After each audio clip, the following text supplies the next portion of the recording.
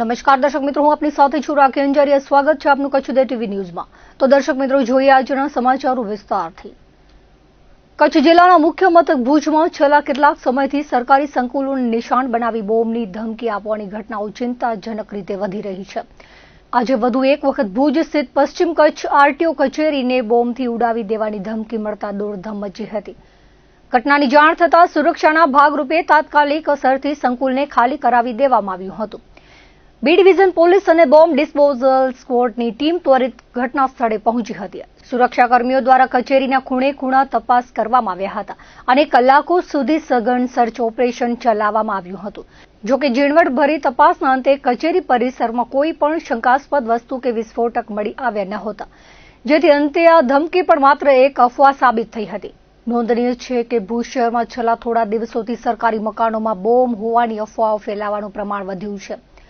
અગાઉ 27 ફેબ્રુઆરીએ ભુજ પોસ્ટ ઓફિસને બોમ્બની ધમકી મળી હતી. બાદમાં 5 માર્ચના ભુજ કોર્ટને ઉડાવી દેવાની ધમકી મળી હતી. 10 માર્ચના ફરી એકવાર પોસ્ટ ઓફિસને ટાર્ગેટ કરી ઈમેલ મોકલાવાયો હતો અને 30 માર્ચના ફરી ભુજ કોર્ટને નિશાન બનાવી ગભરાટ ફેલાવાયો હતો. વારંવાર મળતી આ પોકળ ધમકીઓના કારણે પોલીસ તંત્રની શ્રમ શક્તિ અને જનતાનો અમૂલ્ય સમય વેડફાઈ રહ્યો છે.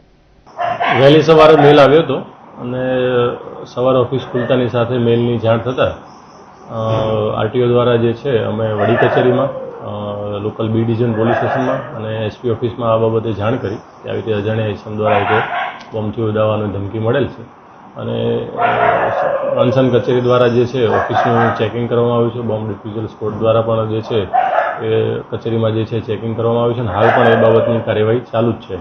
અને જેવી જાણ થતાં કચેરીમાં આવતા અરજદારોને છે એ હાલ પ્રવેશ જે છે એ બંધ કરવામાં આવ્યો છે જ્યાં સુધી કન્સર્ન ડિપાર્ટમેન્ટ તરફથી ઇન્ફોર્મેશન ના મળે ત્યાં સુધી.